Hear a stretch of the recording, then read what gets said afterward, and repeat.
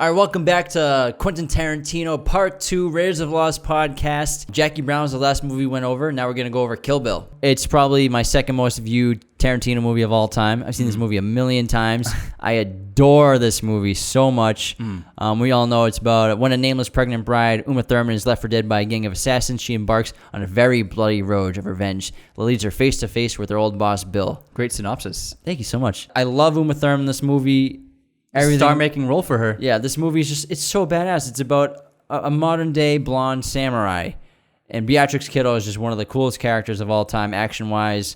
She's a freaking samurai again. She's one of the deadliest women alive, and she just kicks ass and takes names in this movie. This is one of the ultimate female empowerment movies ever made, hands down, easy. This woman destroys so many bad guys in this movie with her hands. Well, not just that she destroys bad guys, but it's empowering in the terms that she takes on a role that is characteristically giving to mostly male characters in male leading movies. Yeah. So Tarantino just flipped that whole genre on its head. It's like, I'm going to make a movie with a female in this lead and with female lead characters and female lead villains rather than the typical male villains, male bad guys, male good guys. So it's a female-led cast, and it's a very diverse cast as well. The cast is phenomenal. I mean, Lucy Liu is so good as O-Ren Ishii. And you got Vivica A. Fox, Daryl Hannah, Michael Madsen.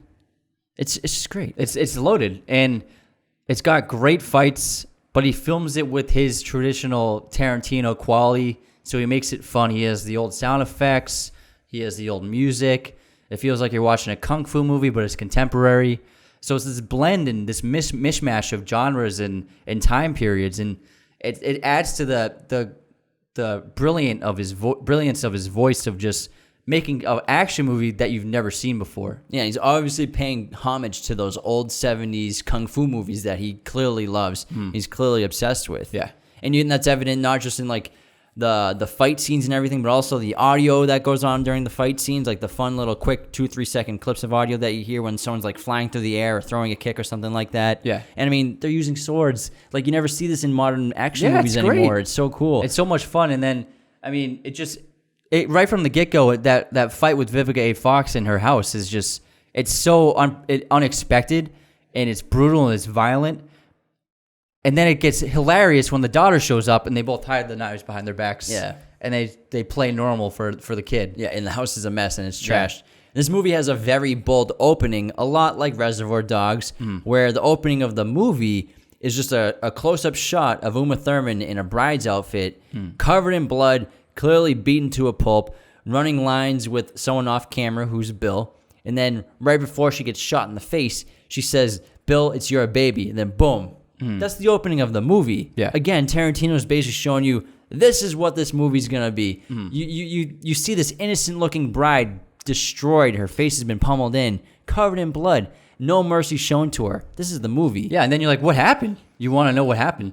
And then it adds, you follow Beatrix on her journey from the hospital where she's half paralyzed and she's wiggle her big toe, and then she gets the pussy wagon, and it's fun, but also you're rooting for her to really get back at these people, and it's one of the best revenge movies ever made, hands down. And revenge stories are violent stories, and this is a violent ass movie. Oh, hell yeah. And there's a huge kill count. Uma Thurman kills a ridiculous amount of people in this movie.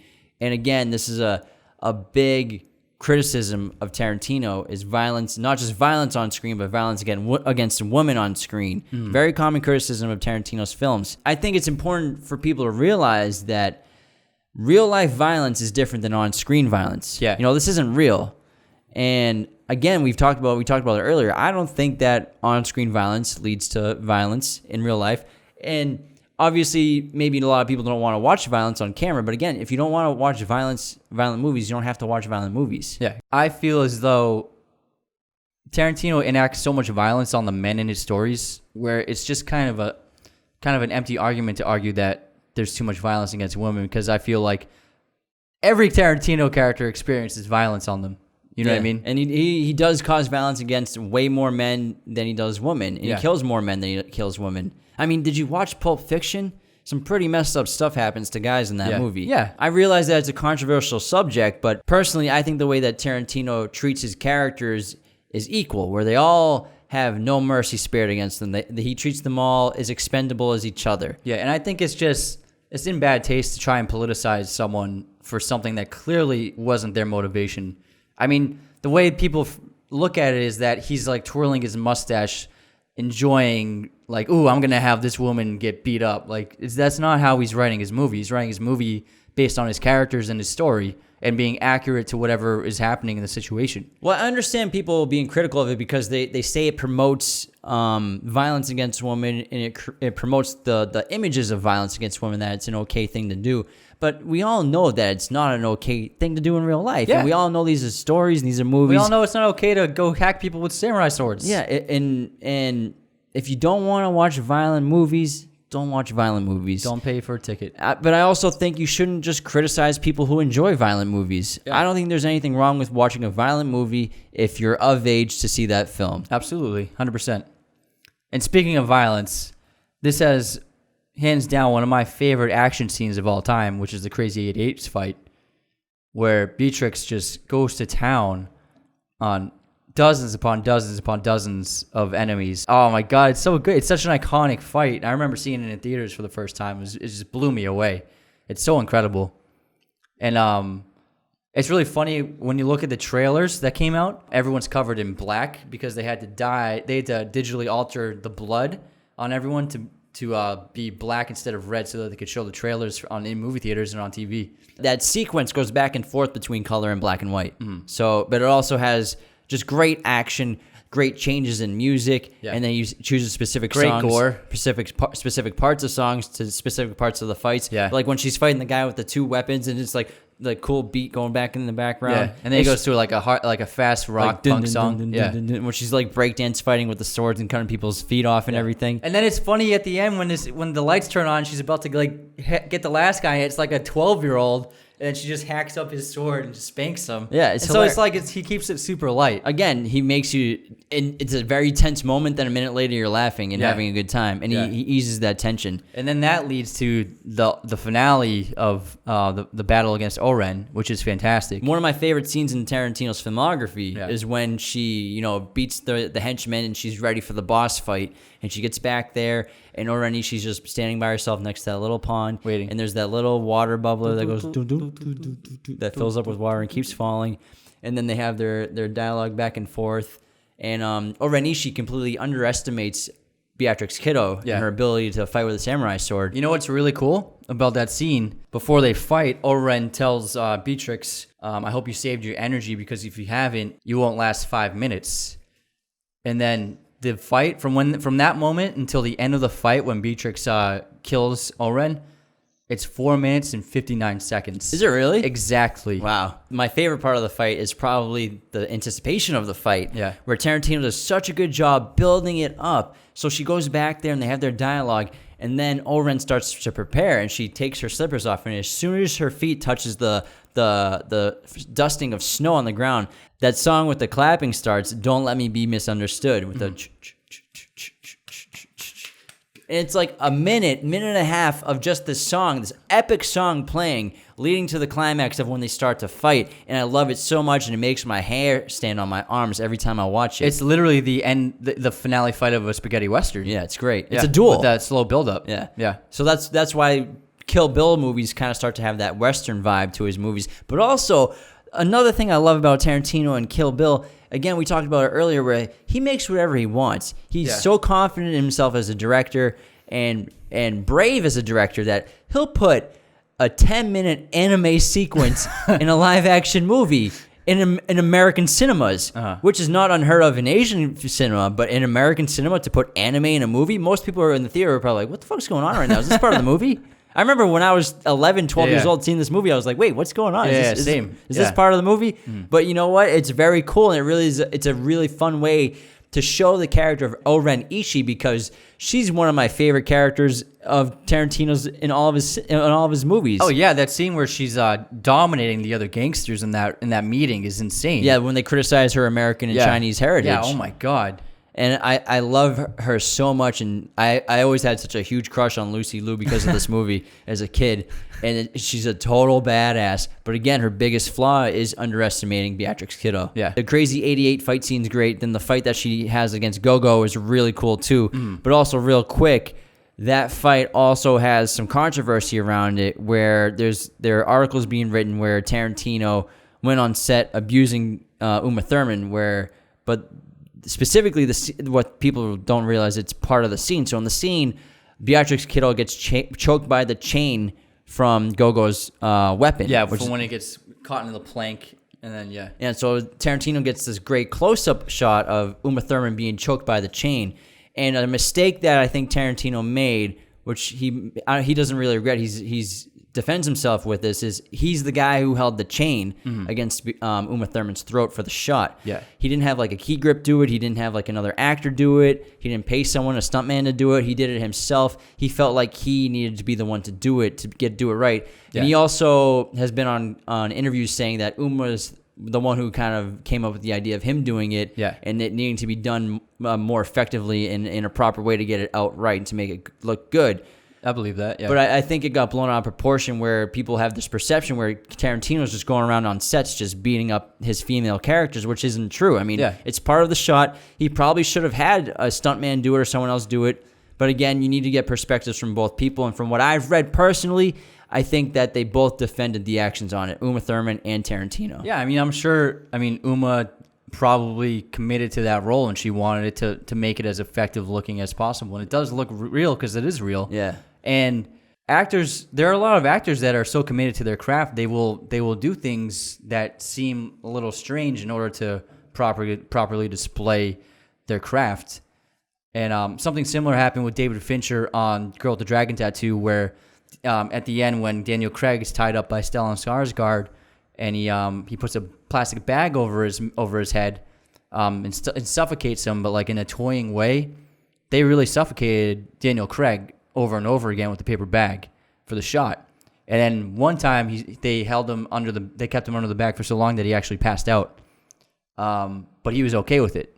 And I think if it was a woman, it would have been a bigger controversy. But since it was Daniel Craig, it didn't become a news story. But I think that there are actors that are committed to what they do, and they wanted to make as good of a movie as possible. And so they'll allow themselves to experience some pain or discomfort to get that shot. And so I think it's okay. And I think if both people are in agreement, we don't really know what happened on set, but I can totally believe that they both wanted it to happen that way. Yeah.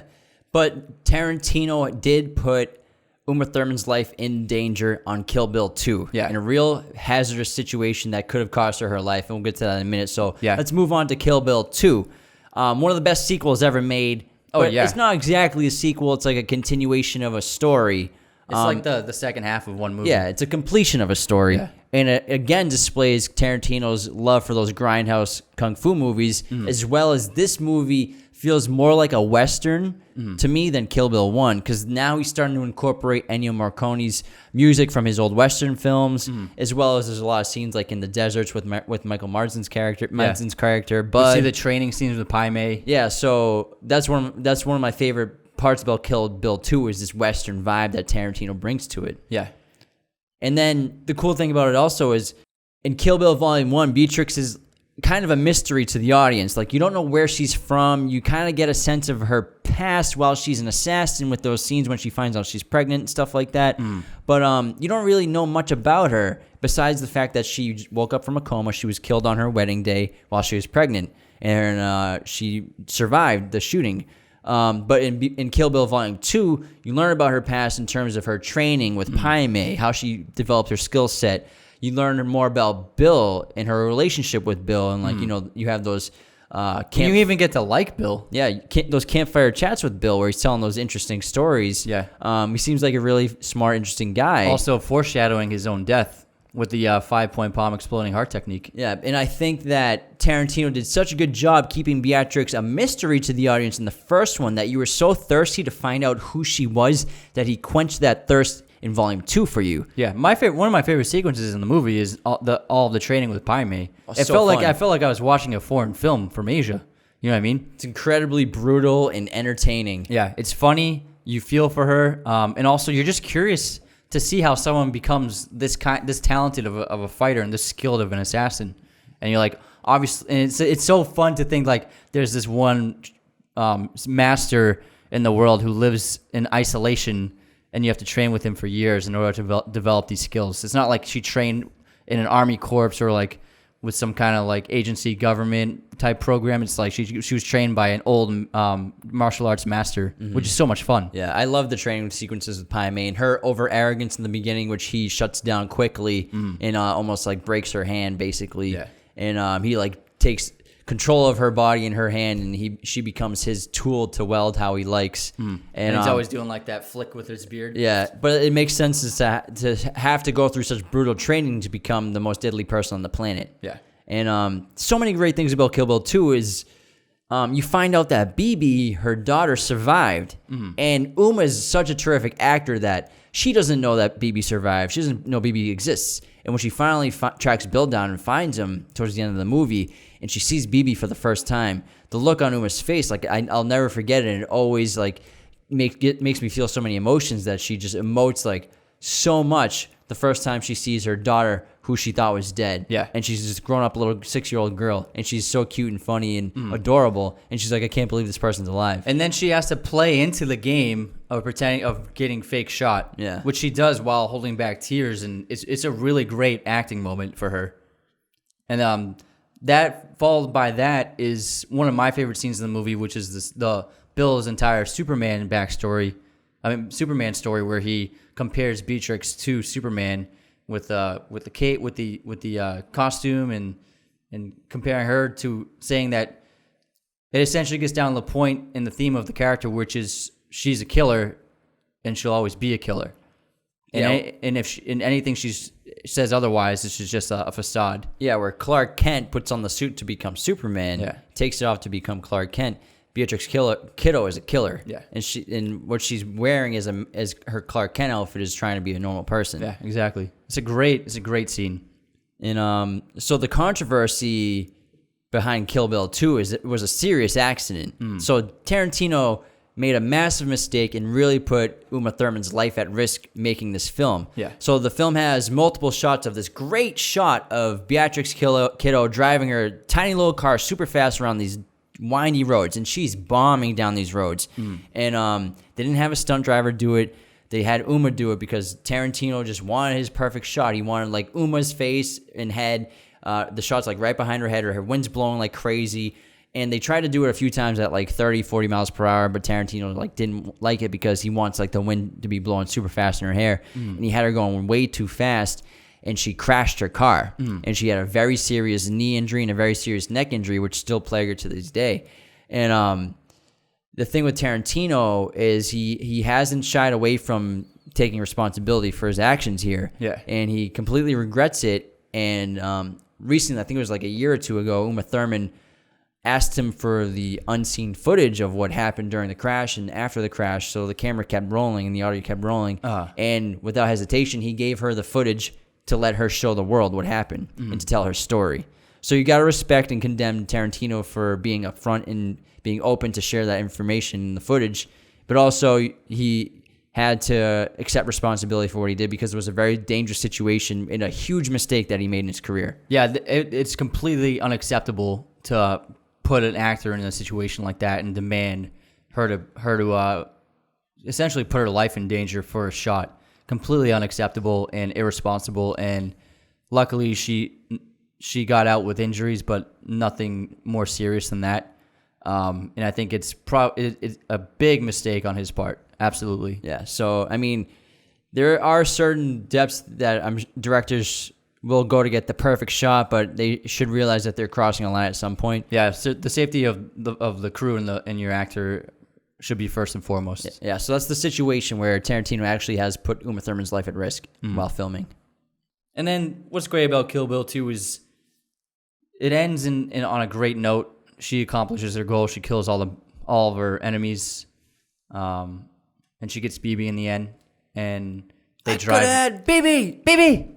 And it's you feel great at the end of it. You know what I mean? Yeah. You feel like, oh, that was fantastic. But there's so many points in the movie where you think she's not going to make it, not going to survive. Like when she gets buried alive by Bud. Yeah. Holy crap, man. What a scene. My God, it's nuts because you think she's tracking Bud, and Bud lives this crappy life in a trailer. He's just a bouncer at a titty bar.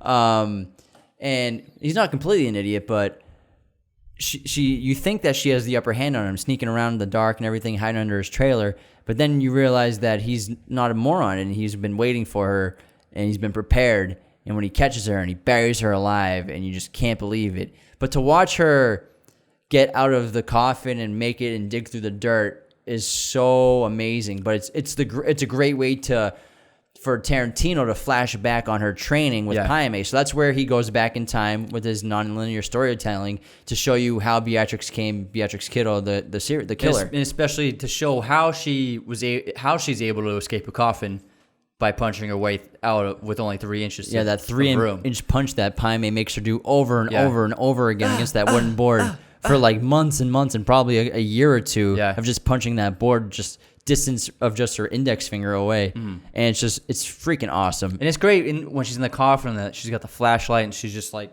bashing away at it over, and the music's building up and getting faster. But it's terrifying when she's being buried alive. Yeah. Because I don't really think I've seen people being buried alive on camera like to that extent before I've seen this movie. Well, because Tarantino shot it from inside the coffin, and then first they hammer all the nails, and then the last light in the light's corner, going out. That gets shut out. And then you just hear the pounding, the rush of all the dirt and just blasted on top of the coffin. Until you can't hear it anymore. It's terrifying because you feel like you're in the coffin with her. But yeah, Kill Bill, satisfying ending, great sequel. All in all, it's a fantastic story, both of them put together. Hell yeah. All right, let's move on to Death Proof, which is a pretty nuts movie. Yeah. It's definitely, again, Tarantino paying homage to old movies that he loves and adores. Starring Kurt Russell as this crazy stuntman driving serial killer who goes around trying to pick up women to kill in his car. Yeah. And it's just a ridiculous concept. Mostly female-led cast. Kurt Russell is a fun villain to watch. So entertaining. Like he's so charming. Very seldom a villain, but when he's a villain in this, and he's not only is he like impossibly cool, he's just evil as hell too. Yeah, but he's got like this great outfit, this great wardrobe where he has a stuntman like jacket on and it's super shiny, and he's got like the perfect hair, and he's just like you wouldn't expect him to be a serial killer. You know what I mean? Yeah, when you really find out what's going on is when he picks up that girl at the bar in the beginning of the movie, and he puts her in the front seat, and he's like telling her like, "Oh, this is the safe. This car is death proof. Don't worry about it. You're gonna be fine." Yeah. And then like he starts like doing those crazy stuff in the car and saying some odd things to her. And then he's like, "Oh, in terms of the car being death proof, you really gotta be sitting on my side of the car in my seat." And then she's like, "Oh shit." Well, what happens is they're about to pull out of the parking lot, and he goes, "Which way are you going, left or right?" And she goes, "Right." And he goes, "Oh, that's too bad." And she goes, "Why?" And he goes, "Well, there's a 50-50 shot you were gonna go left or right, and I'm going left. But since you chose right, and if we were both going left, it would have taken a while for you to start getting scared. But since you want to go right." But since you want to go right and we're absolutely going left, you can start getting scared immediately. It's a pretty nuts movie. Yeah. And I love that Tarantino gave Zoe Bell a talking character role, because Zoe Bell is a stunt woman he's been working with for years, and she was Uma Thurman's stunt woman for Kill Bill. So when you see all those crazy action shots in Kill Bill, that's Zoe Bell. She's an Australian stunt woman. And it's really great for Tarantino, I think, to recognize his stunt people as important and vital people to the making of his movies. 100%. And I think that he shows that by putting Zoe Bell in the movie, giving her dialogue, and also giving her some pretty cool action sequences, specifically the shots where she's on top of the roof of the hood of the car, and they're bashing into each other. Yeah, it's crazy. She's really on that thing. She's not wearing a wire or anything. She's insane. And then that scene ends with them just beating the shit out of Kurt Russell, and they each like take turns punching him, and it's like, yeah. It's so girl funny. Power. It's so funny. But Rosario Dawson's awesome in that movie. She's great. But that movie's a lot of fun. I don't think people understood what it was and what Tarantino was doing with it. It's kind of like when he went to make Jackie Brown, and people were like, "Oh, you're coming off Pulp Fiction with this," and then it's like kind of like, "Oh, you're coming off Kill Bill with this? What is this movie?" Like he loves these kinds of movies so much that and he's the only director who can make a movie like they made in the 60s, a B movie. Like he just wants to do it because he can. Yeah. And it's great to see someone just have that freedom and like the confidence to just be like, you know what, I'm gonna make a B action movie.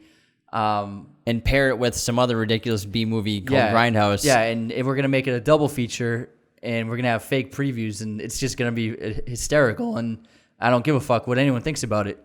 It's great. He's the man, dude. I love people like him because he doesn't let anyone else dictate his art, and dictate what he wants to do with his stories and what kind of movies he wants to make. Yeah, he does what he wants. And I would say this is his most simple story by far. Oh, absolutely. There's only a few main scenes actually in the whole movie. Yeah, the dialogue isn't dense. There's a ton of characters, but they're not saying a ton of dialogue. Very simple story, very straightforward. But it's still a lot of fun. It's wicked fun, dude. Yeah. It's a really good time. It's fucking wicked fun, guy. Yeah, kid, wicked pissa. But it's like, since it's the simplest movie, I say we don't spend too much time talking about it. All right, let's move on to Inglorious Basterds. Hell yes. I love this movie. Obviously, I keep saying that. I think this is Tarantino's most well-made film. I His agree. probably most articulate and well-written script. The dialogue is absolutely sensational. It's a damn shame that he didn't win an Academy Award for screenplay for just the opening scene of this movie with Hans Landa and the dairy farmer. I can't believe it. And we talked about it on an earlier podcast. I think it's one of the best scenes ever. Yeah, it might be the biggest snub in Oscar history. It's pretty bad. Absolutely. I mean, how can you watch this movie and not realize that it's genius writing? It's so dense. Just that opening scene it's phenomenal. And we went in depth on that opening scene in a previous podcast. But the thing with this movie is every scene is like that. Yeah. Every scene is dense. Every scene has huge stakes, but every scene also has his Tarantino characters, which are so unique and fun to watch and memorable. I mean, Hans Landa, played by Christoph Waltz, is one of the most iconic villains we've seen in the last 20 years. Absolutely. And will probably live on to be an iconic villain for a long time. Yeah. Because of the way he was written, he's just this flamboyant, evil Nazi who's like very smart, very cunning, and just straight up ruthless and merciless. But he'll smile and crack a joke as he sets you up for death. Yeah, and Tarantino does a great job, again, with this opening scene. We won't talk about the suspense building, but it's just a very tense conversation. And then just there's humorous moments of getting the sense of the people's characters, like with the pipe scene, where he's like, "Do you mind if I smoke this pipe?" And then the dairy farmer's like, "Please make yourself comfortable." Yeah. And then he pulls out this giant pipe that's ridiculous and just extravagant. And then the dairy farmer pulls out his pipe, and it's just a normal smoking pipe. And this movie is very much a spaghetti western, big time. Tons of Ennio Morricone music. Obviously, spaghetti western is a term for those Western movies that were made by European, specifically Italian directors back in the day on the cheap. Yeah. You know, when Westerns were huge, but people wanted to do it very low budget. Yeah. And then Clint went over there and made a ton of those Italian Westerns, which is also a precursor for Cliff Booth. Yeah. And precursor for Rick Dalton in Once Upon a Time in Hollywood when he goes to Italy to film spaghetti Westerns. Yeah. But this movie is basically a spaghetti Western or just a fun Western. But it's got an incredible cast. Brad Pitt in one of my favorite Brad Pitt roles. Then Aldo Rain. He's so funny and so charismatic, and it's just he speaks Tarantino dialogue with so much charisma. It's awesome. He speaks everything with charisma. Come on, it's Brad Pitt. That's true. Yeah, not just great actors and actresses, but also something I really like about this movie is Tarantino. Again, he likes to take the oppressed and have them victimize their oppressors. Yeah, and so. Generally, you see a lot of Jewish characters in films about the Holocaust or the atrocities that Jewish people have gone through over the last millennia, and they're always victims. But in this movie, what you don't really see often is he takes these Jewish characters and he makes them heroes. He makes them fighters. They're hunters. He makes them hunters, which you've never really seen before. Yeah, and it's really cool to see these people who's for generations they're being attacked and killed, and there's the atrocities happening to them, and they have these badass Jews who are out for revenge just to kill a bunch of Nazis, and it's so cool to see. Yeah, that lineup scene where he's talking to the soldiers. I want each one of you owe me 100 Nazi scalps, and I want my scalps. Yeah, it's so cool. Great. It's fantastic. It's badass. And then I think there are two major iconic scenes in that movie, and obviously the first one, but then I think the basement restaurant scene when they're playing the drinking games is so fantastic, and it's also just as dense and intense and and articulate and fantastic as the first scene. Yeah, it might be the best scene he's ever written. Yeah, I think it could be because it's a lot longer than the first scene and there's more characters. And then it's got like Diane Kruger and Michael Fassbender are fantastic in it. I can't remember the Austrian actor's name. But it's a brilliant scene, and it goes from them playing the games, and then the Nazi starts suspecting Fassbender Because of the accent. And he's interrogating him, but it's social. He's being like kind of non-threatening about it. He's just asking him innocent questions, but he outranks him, so he has a right to do it. Yeah, but he has a right to do it, and it's pretty much an interrogation. And then when he gives himself away by putting up the wrong 3, he does this. No, he does this. He does this. Yeah, he does this instead of this. Yeah, and then the Nazi just looks at it for a second, then it's like, oh, he knows. Yeah. He knows. The jig is up. Immediately knows. And Michael Fassbender, he's fantastic in that scene.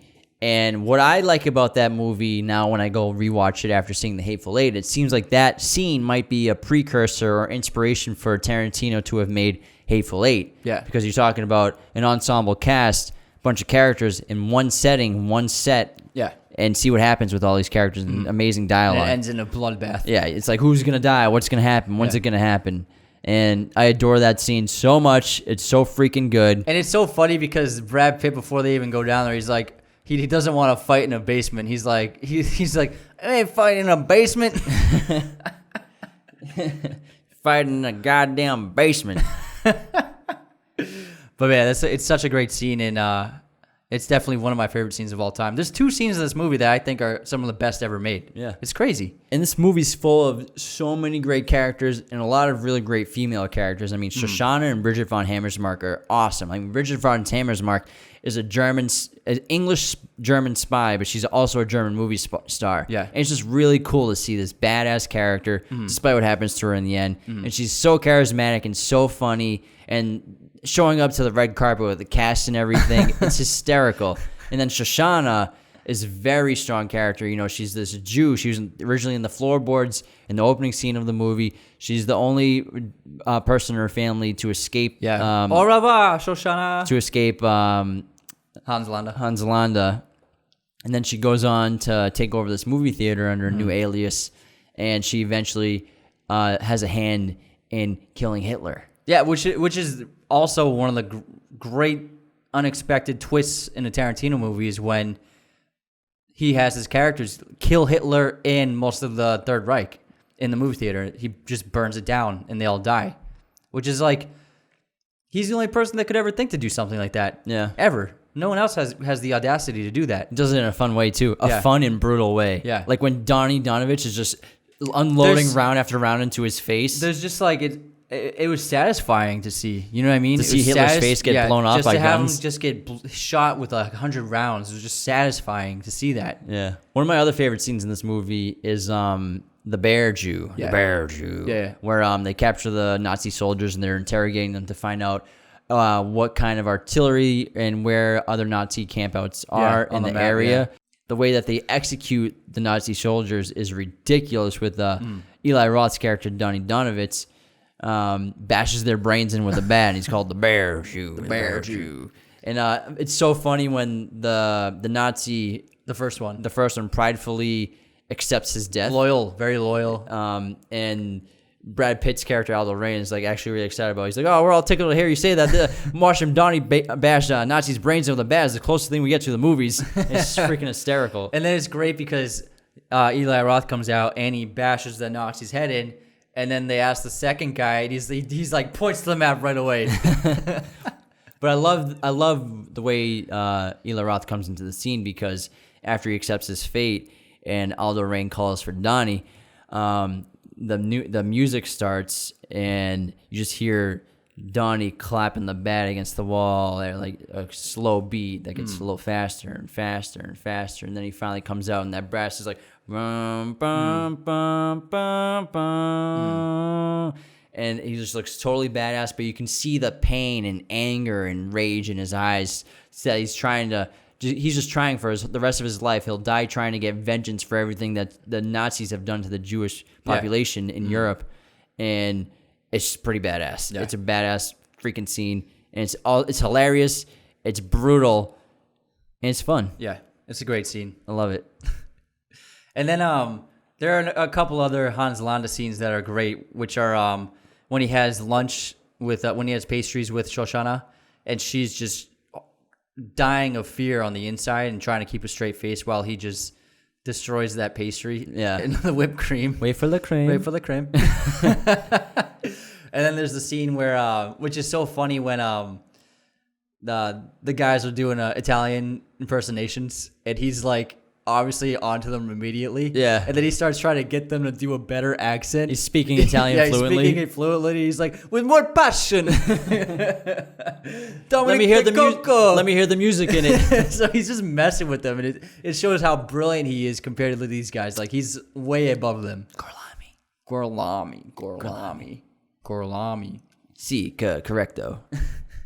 And then when he has that meeting with Brad Pitt to try and buy his way out of the Nazi system, and he's trying to figure out how to say bingo. That's a bingo. And Brad's like, it's just bingo. You just say bingo.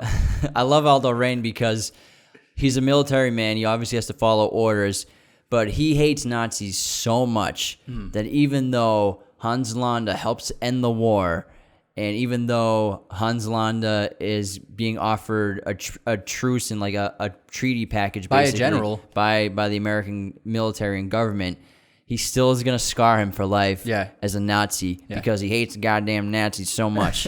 And I love that part of his character, that no matter what, Hans Landa is not escaping the country without getting a goddamn swastika carved into his forehead. Yeah, and that's a great shot where it's a close-up of him just digging into Hans Landa's forehead, and the blood's pouring out, and the sound effects. And he's just screaming like a little girl. Yeah. And then it cuts to the POV of Brad Pitt and Eli Roth and of BJ Novak, and he just goes, I think it's my masterpiece. You know what, sir? I think that's Tarantino saying, I think this is my masterpiece. Yeah, probably. It probably is his masterpiece. I think that's him just saying that. And the music in this movie, again, is phenomenal. Besides Ennio Morricone, like when Cat People comes on by David Bowie, putting out the fire with gasoline, for Shoshana's big night of the premiere of the movie at like this, hearing this in a period film is just like, it's so fun. It's so badass. Then she puts on her makeup and everything. Yeah.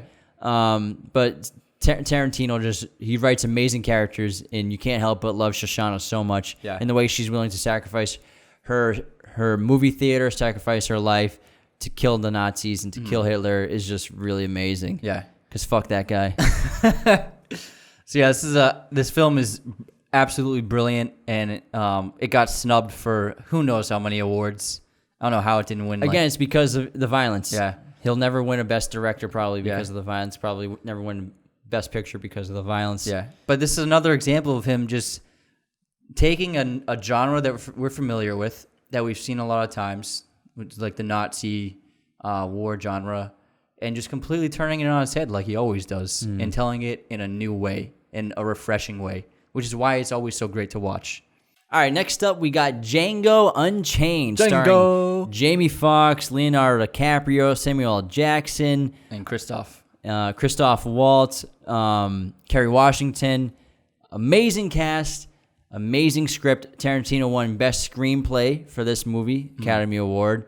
It's a terrifyingly good movie. Christoph Waltz won Best Supporting Actor. Yeah, and this is one of my favorite roles that Leo DiCaprio has ever taken, because you've never seen him do anything like this before. Yeah. And he's such a talented actor, and you've never really seen him as like a villain. Yeah. And not only a villain, an evil piece of shit, flamboyant villain. Horrible person. Candy of Candyland. And he's so good in it. I think it could be his most underrated role ever. I think it is. And one of the most iconic scenes in this movie is that intense monologue that he gives in the dinner table when he's found out Django and the doctor for their ulterior motives. And he has the skull. Yeah, and he's doing that monologue with the skull, and then he bashes his hand, and he gets that giant cut in his hand, and it's a real cut that DiCaprio got in the scene by accident, and his hand gets covered in blood.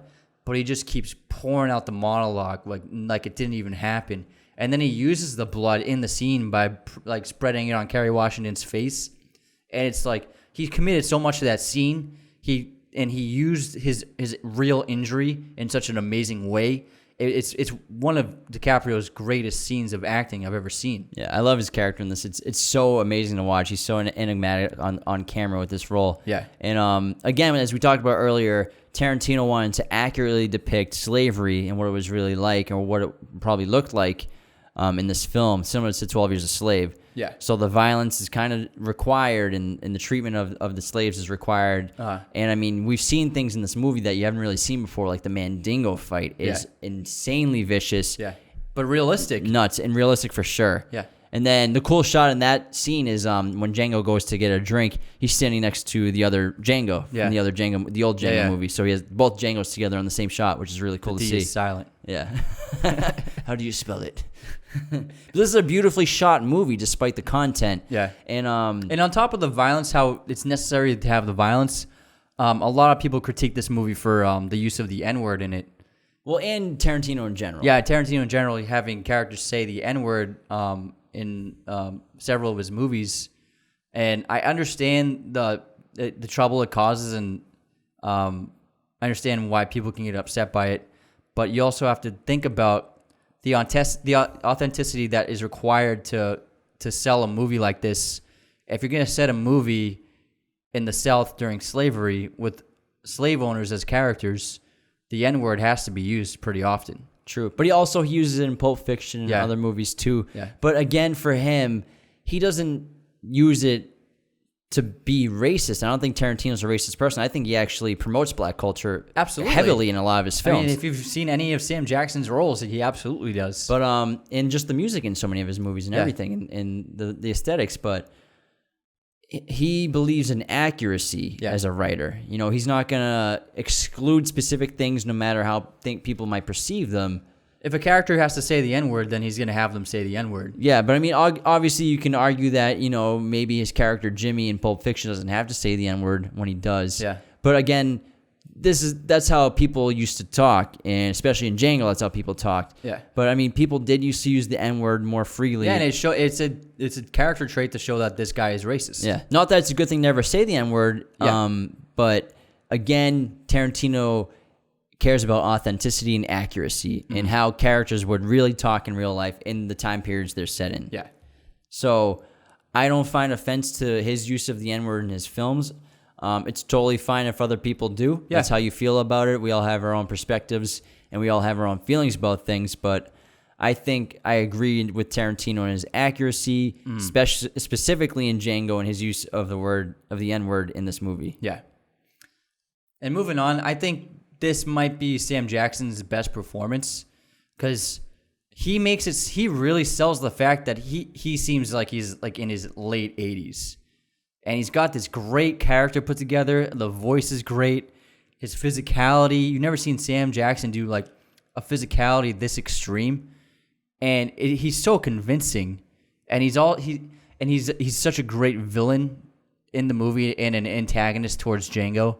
And once again, he just knocks it out of the park. And he himself has said that playing that role meant that he was playing like one of the most evil characters of all time because he's playing the head slave, which means that he's basically treats the slaves worse than the owners treat the slaves, and he's kind of in charge of the slaves. And like it shows that Jackson will dive into any role that he believes in, no matter how people might perceive him, perceive the role, perceive the movie.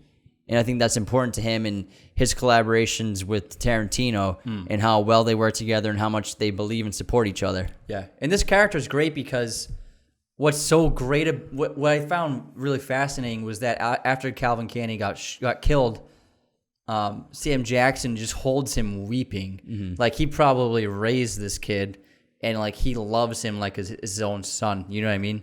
So you could see, like, you can kind of empathize with him for a moment to see how much he loved Calvin. Yeah. You know what I mean? Yeah. I love Jamie Foxx in this movie, too. He's so cool as Django. He's just, like, this really cool guy. And I know I read the story where during rehearsals, Tarantino, during the script read, had to take him into, like, a side room and like a few pages into the script, he's like, "What the fuck are you doing?" He's like, "What do you mean, man? I'm just playing the role of Django." He's like, "You're not supposed to be cool. You're a slave in the 19th century. Play like a slave in the 19th century." He's like, "All right." He's like, "What the fuck are you doing?" He's like, "What the fuck is wrong with you?"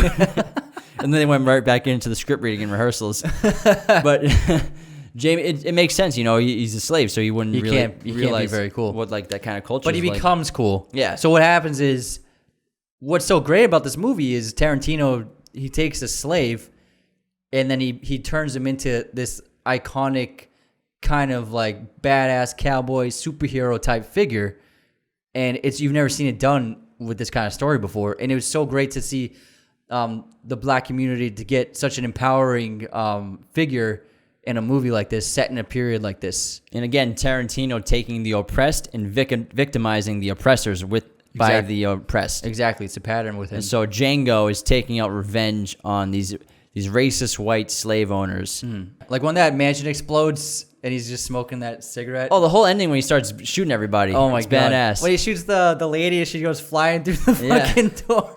Which he's been using a lot in his recent movies. And and Tarantino also ironically makes the KKK look like a bunch of freaking dummies, which they are. Which they were, when they have these masks and they can't even figure out how to get holes in them. Yeah. And it's really funny to watch, but then you're also realizing they're a bunch of fucking idiots and a bunch of morons. Yeah, it's a great scene.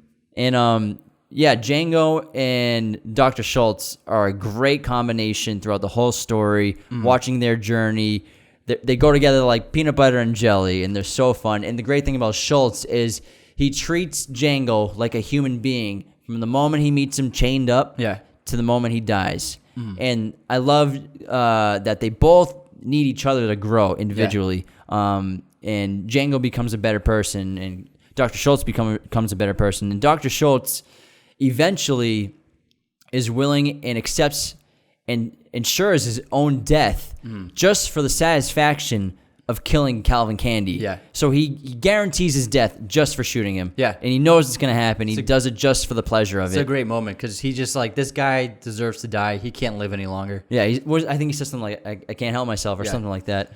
And then that's actually interesting. That scene is one of the main reasons why Will Smith eventually didn't work out for this role, because Will Smith was actually Tarantino's first choice for Django. And he read the script and they had a few meetings, but Will Smith's main problem with the script was that Schultz killed Calvin Candy, and Will Smith wanted Django to kill Calvin Candy, but Tarantino wouldn't back out, wouldn't change it, because he felt like this is something that Schultz had to do for that reason that you just implied. And so it didn't work out with Will Smith. And then he went to Jamie Foxx next, who ended up, he said, being perfect because he needed Django to turn into a cowboy. And Jamie Foxx already is a cowboy in real life. Like, he has a horse ranch and he rides horses. Like, his horse in the movie is his real horse. It's his real horse, yeah. So he already was, and essentially, Django's character was very much like similar to who he was already. So Jamie Foxx ended up being the right guy for the job. Yeah. And ultimately, this movie's also a love story. And, when you finally get to the mansion and when Django finally sees Brumhilde for the first time, it's just a really great moment because it's been building for like 90 minutes of this long movie where you're just waiting to see them reconnect. And it's just kind of like a little magical moment when he sees her and he's like, he says, "Hey there, little firecracker," something like that. Yeah. And then she passes out, and it's just like, it's so awesome to see. And then they come to save her. Yeah, Kerry Washington is awesome in this movie. Yeah, she's really great. She's a tough role in this movie. Yeah, especially what happens to her with the hot box and everything. Yeah. But one con I have for this movie is Tarantino when he's acting in it. Not that Tarantino's a bad actor or anything. It's just his Australian accent in this is just not that great, guy. I mean, I love you, but the accent's not the best, and it kind of took me out of that scene a little bit when he steals the dynamite and tricks those guys and tricks the Australians.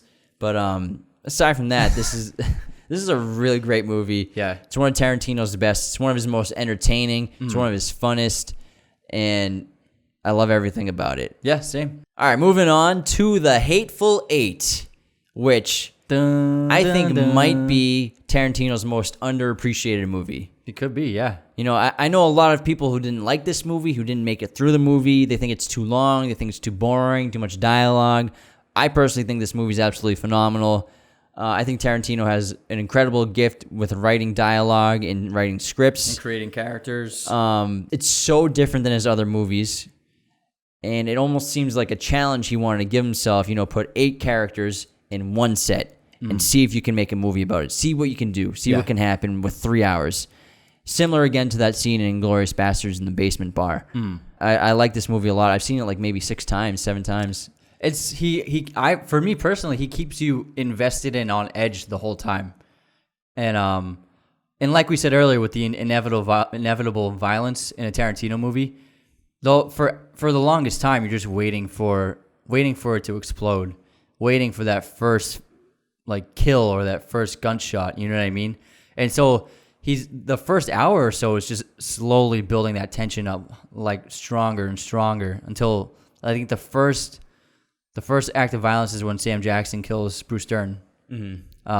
Because Bruce Dern draws a pistol on him because Sam Jackson tells him the story about his son. And he gives him the pistol. Yeah, and he gives him the pistol. So he obviously the violence comes, but he always finds like fun in new ways to exploit to display that violence. You know what I mean? And then each character is so well drawn out, so well acted by each actor. Wardrobe's fantastic. I think Sam Jackson's coat with like the yellow stripe, the yellow trim, in his hat, he looks so cool in it. I think it's the most iconic look in that movie. Jennifer Jason Leigh is phenomenal in this great. movie. She won Best Actress in a supporting role for this.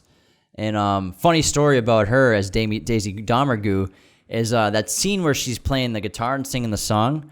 Kurt Russell's character John Ruth gets so upset with her, like he does throughout the whole movie, that he takes the guitar and he smashes it. But Kurt Russell didn't know that was an 150-year-old guitar and an artifact from Martin Museum. And so he wasn't supposed to do that? It's in the script to smash the guitar. But he didn't know that it was a very valuable and priceless guitar and basically a historical artifact. And so he smashed this 150-year-old guitar, and Martin Museum became very upset. And there's nothing you can do about it. Yeah. It's not his fault. No one communicated it to him. But that guitar that he smashes in the movie on camera is a very valuable guitar. That's insane. Someone should have told him. You can't replace it. So whoever the prop master was on Hateful Eight probably got fired forever. Oh, definitely. Probably never work again. Yeah, that's great. Kurt Russell is awesome in this movie. Yeah, he's got a lot of dialogue, and he's got a great mustache in this movie. Yeah, because he's one of those great actors who, he's older and he doesn't get a lot of roles, and then you see him in this dense role with so many things to say, and he's just like awesome, interesting character. And is he a good guy? Is he a bad guy? I kind of like him. I don't like him. Yeah. But the whole movie, like, I love the setup for this movie because it was advertised in the trailers as like 8 people are in a cabin stranded during a blizzard, but they all have one thing in common. But you don't know what the mystery is until later on when you see it. Yeah. And again, the character's exceptionally unique, fun. Walton Goggins is awesome in this movie. Great. He's hilarious. He steals every scene. And we also get a great secret star moment in this movie, kind of like in Interstellar with Matt Damon when he pops out of the chamber, when Channing Tatum's hiding in the basement the whole time. Yeah. And, he's a freaking huge star. And he hit him that whole time for the movie. Yeah, it was great. I had no idea he was even in the movie. Yeah. So we saw this on Christmas Day when it came out. Saw it on 70 millimeter.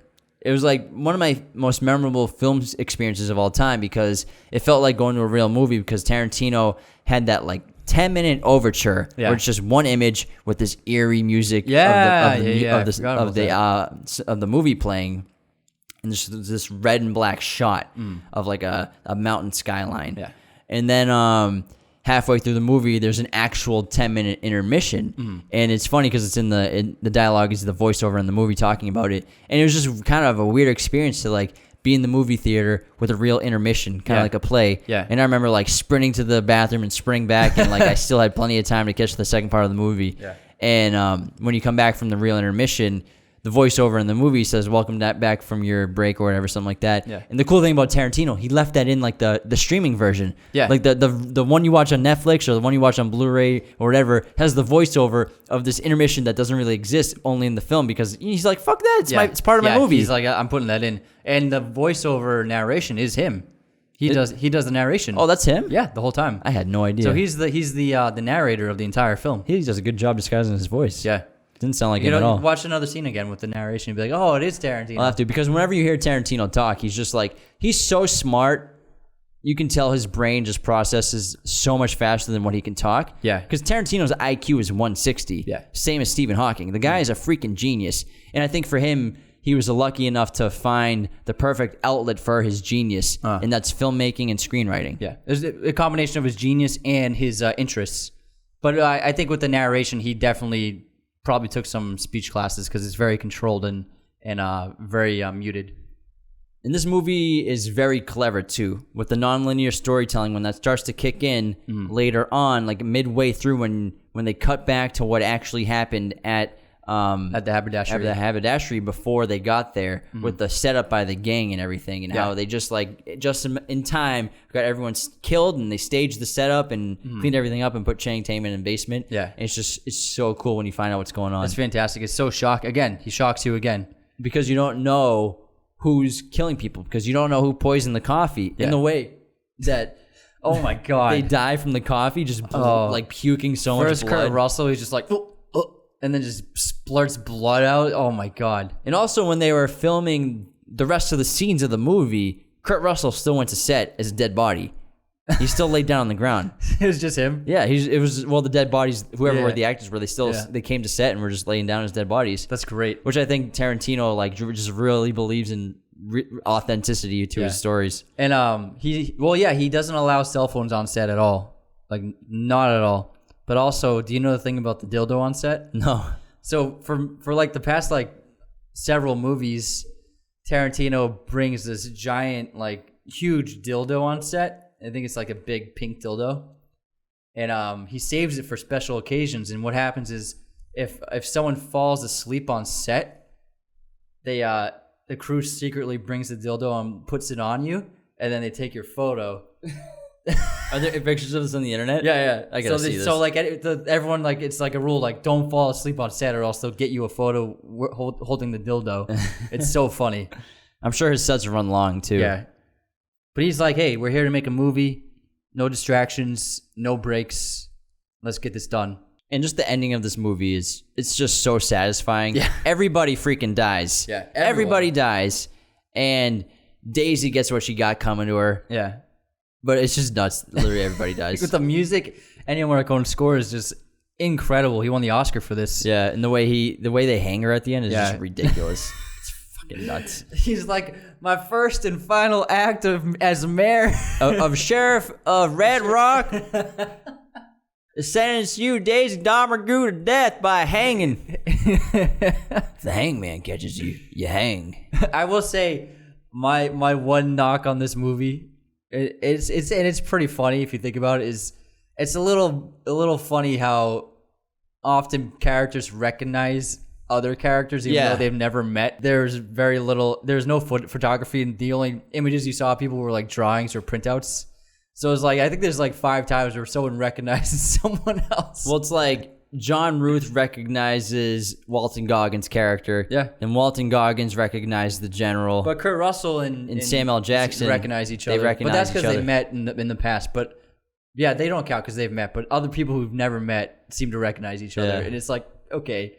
But otherwise, like, that's my only knock on the whole movie. You know who I really love in this movie is Tim Roth. Yeah, he's great. He does a great job in this movie because he gets to do like this street London accent, and then also he does like this classical preppy like English accent with the same person in the flashback. Yeah. So he seems like he had a lot of fun. This looks like it was probably like a lot of fun to make. Yeah. Oh, definitely. And he's got his old crew. He's got him. He's got Michael Madsen in it. Yeah. Sam, Kurt Russell's in it. No one else puts Michael Madsen in movies except for Tarantino nowadays. He's in. How thankful is Michael Madsen for Tarantino? Big time. Like, so thankful. He's like, put that dildo on me anytime, bro. I don't care. No one's putting me in movies anymore. I haven't been in a movie since that sci-fi thing, whatever it was called. No, he's just doing VOD, man. He's doing like the cheesy action movies now. Got to make that money somehow. Yeah. But Hateful Eight, great movie. It was heavy dialogue, but it's like, it felt like a play. Yeah, and right now Netflix is doing extended version where there's 4 like 50-minute parts. Yeah, so it's pretty much a miniseries on Netflix. Yeah, But it's such a fun movie. All right, one more movie to talk about. Here we go. Just came out last year. Once Upon a Time in Hollywood. Excellent movie. The ultimate pairing of movie stars in the modern era. Never seen anything like it. To have, I think, since Paul Newman and Robert Redford, and Butch Cassidy. Yeah. But to have Brad Pitt and DiCaprio in a movie together, sharing scenes, blew my mind. The whole time in the theater, I just couldn't believe I was watching it. Because you've had De Niro and Pacino in Heat, but they only shared one scene together. But in this movie, these two guys, these two giants of film history are in so many scenes together, and it was worth the price of admission just to see them share the screen and just to talk to each other. It's like watching a unicorn, dude. Yeah, it's crazy. You could have filmed these two guys doing anything, and it would have made $100 million. It's insane. I loved it. It was just mind-blowing to see them both together and how awesome they were. And you knew they would just be so well together. Yeah. You knew that the charm would be there for both of them. You knew they'd get along. Yeah, you knew they'd play off each other. You knew they'd so have well. such good rapport. Yeah. And they did. And it was so fun. Well, that's the thing with this movie. I think it's Tarantino's most fun movie. Probably. It's a great time. It's funny. It's really enjoyable, and the story's unique, and I think it's just a great time watching this movie. You're never going to see a movie like this ever made again. Never. It's a 3-hour love fest to cinema and to Hollywood in 1960s, and not wanting to change. Like it's about a time in an era that inevitably you're watching it, and these guys they're dinosaurs and they're about to be extinct, but they don't know they're about to be extinct. Yeah. We know they're going to be extinct because we grow up in the modern world. But these characters have no idea that everything's about to change for them once the 70s start and they start losing their careers. And you can just watch them holding on to the end, specifically when Cliff Booth and Rick Dalton go to Italy to do their spaghetti westerns to try to revive his career. Yeah. And basically the whole movie is about Rick Dalton's career is almost over. Yeah. And he's trying to save it. And DiCaprio plays it so well of being this guy on the end of a rope, and he's so desperate.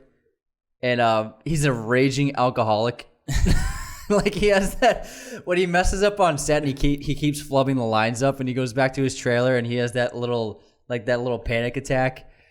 And he's like, "You quit drinking, no more drinking. You're becoming a bum." And then he just grabs his bottle of liquor and starts drinking. And he's like, "Oh fuck, god damn it!" He throws it across the room. It's so funny because the night before he's on his pool running lines, but he's made this crazy huge margarita. Yeah, a whole blender of margarita. Yeah, he takes into his pool to run lines. You're like, that's probably not a good idea, bro.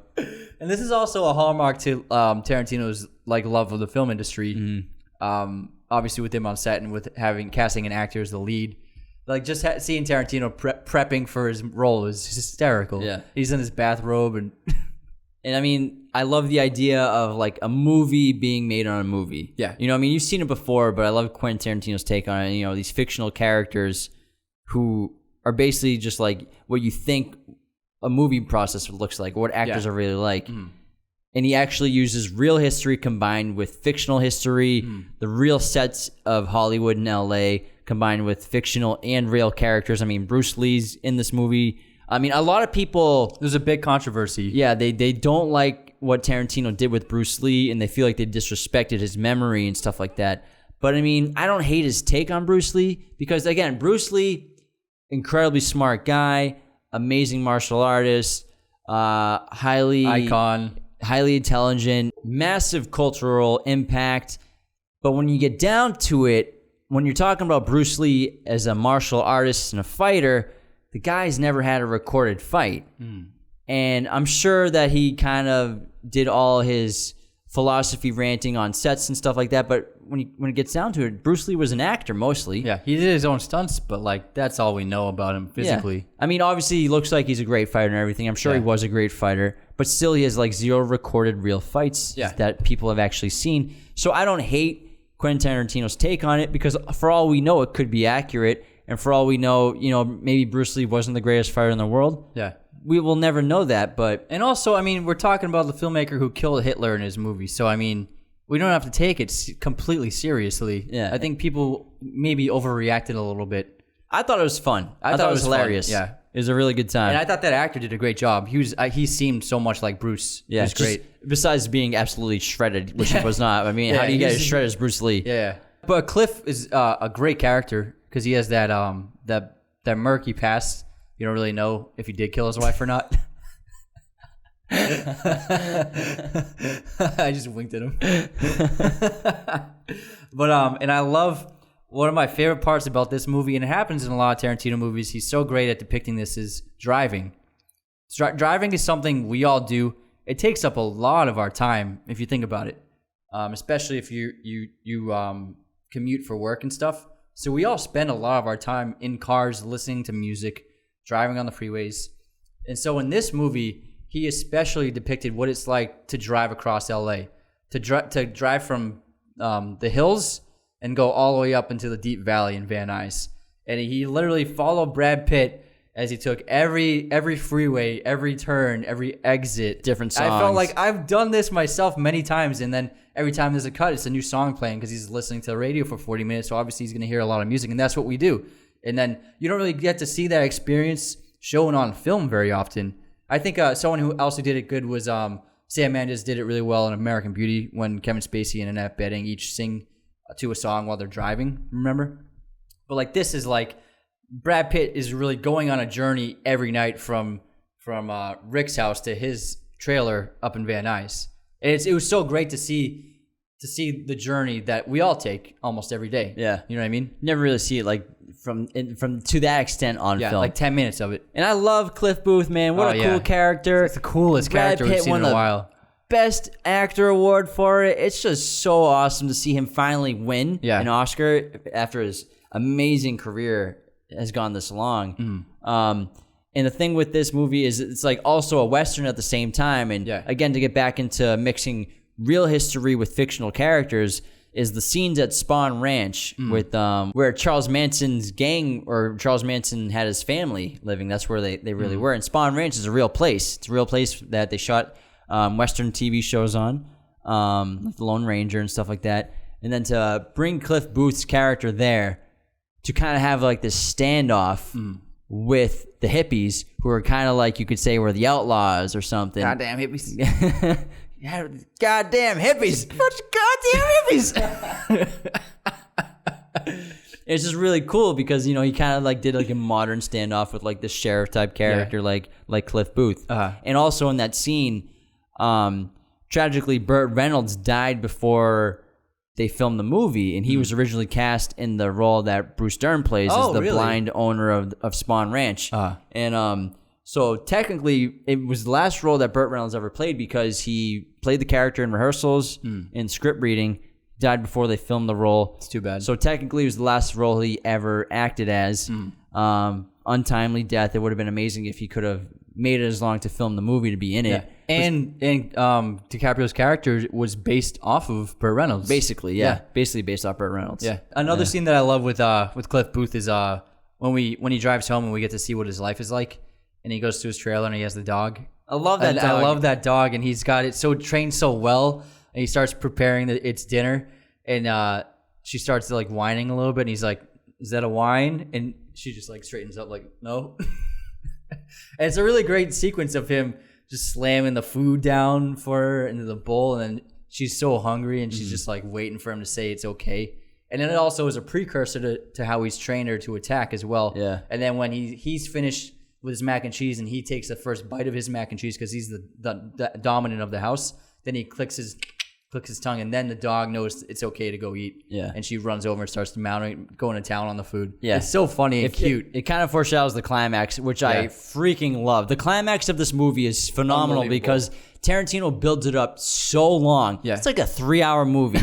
And you wait until like the last 10 minutes for the climax. Yeah. And it's basically an epic of these characters going through so much time. Yeah. And then when the climax happens, when Brad Pitt's drugged out on that on the acid-laced cigarette, and then like the Tex walks in with the knives. He's like, "Hey, I know you." He's like, "Yeah, I'm the devil." He's like, "Nah, you're dumber than that." Then he just beats the crap out of the killers. Oh my God. Beats the crap out of them senseless. Brutal. It's badass. It's awesome. And it's like you're waiting for it the whole movie. But the thing is, you're kind of frightened because you know Brad's high. Yeah. And you're like, is he going to be able to defend himself? Because they're all armed. It's like, how's he going to get out of this? And then you realize, oh, he knows what's up still. Yeah. and he sicks the dog on them, and that's when fucking the mayhem happens. Because his background, he's like a former Green Beret. Yeah. So he's just the most badass dude alive. Yeah. And then freaking Rick Dalton, Leo DiCaprio with the goddamn flamethrower. Oh yeah, well when the girl crashes into the pool, and he's like, "What the fuck?" He's wearing headphones. He's like, "Oh!" And then he runs into his garage and he comes out with the flamethrower. He just lights her on fire. The craziest thing I've ever seen in my life. Can you imagine reading that in the script for the first time? And I love after at the end when he's telling Emil Hirsch what happened, and he's like, "Well, I just I burned her up." He's like, "Burned her." He's like, "Yeah, well, I got a flamethrower out back." And they're like, "Oh, the one from that movie." I love the shot when they're talking about the flamethrower earlier on, and Leo's like really using the flamethrower. He's like, "Oh man, that's hot. Can we do anything about that heat?" He's like, and that was improvised dialogue where he actually "No said way." that. Yeah, And the guy's like, "It's fire." he's like, he's like, "It's a flamethrower." So freaking funny. Oh man, that's great. But this movie is just, it's fun. You know what I mean? You really feel for these characters big time, and you have so much fun with them. And I mean, just when like Rick Dalton's on set and you're learning so much about him and his character, and then when he's talking to that little feminist, the girl, like 10-year-old girl, and she's hilarious, and she's basically smarter than him and like sets his life and like like takes she's pity on him. She's reading like some super articulate book, way advanced for her age, and he's reading a cowboy book. Yeah, And he's like embarrassed. He's like smoking cigarettes and like hawking loogies next to her and coughing up a lung. He like right before he sits down, he like throws trash on the ground. He's just like a fucking asshole. Goddamn hippies! Bunch of goddamn fucking hippies. That's probably my favorite part of the movie. Is before the hippies attack, is when he's just making margaritas again, and then they're playing music on the street in their car, and he just looks out the window. He's like, "It's a bunch of goddamn fucking hippies." This is a private road. Oh my god.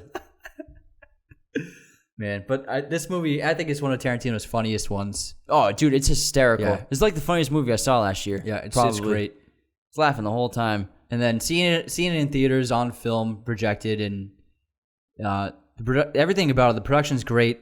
They transformed Hollywood into a different era for real. There's no CGI. I really want to go to Casa Vega now because we used to live down the street from that like a few years ago. Drive by it every day. We never went, and now I want to go so bad, and we can't because of fucking COVID. Oh man, I want to go there so bad. COVID. Casa Vega looks like a blast. I just want to I made a list of what I think Tarantino's best scenes are. I just wanted to read them and see what you thought.